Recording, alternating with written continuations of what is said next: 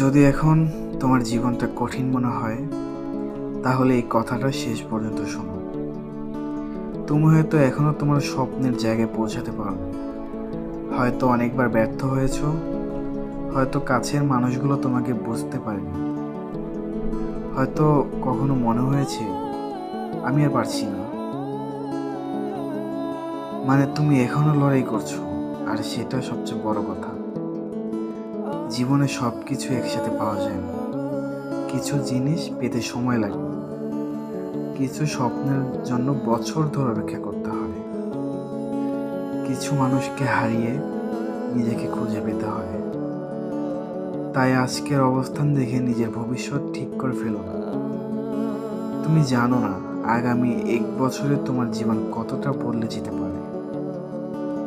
তাই আজ একটা ছোট্ট সিদ্ধান্ত নাও, আমি থামবো না, ধীরে যাব, কিন্তু যাব। পড়ে যাব, আবার উঠবো, কাঁদবো, আবার হাসবো, হারাবো, আবার চেষ্টা করব। কারণ আমার গল্প শেষ এখনো হয়নি। হয়তো সবচেয়ে সুন্দর অধ্যায়টা এখনো বাকি আছে আমার জন্য।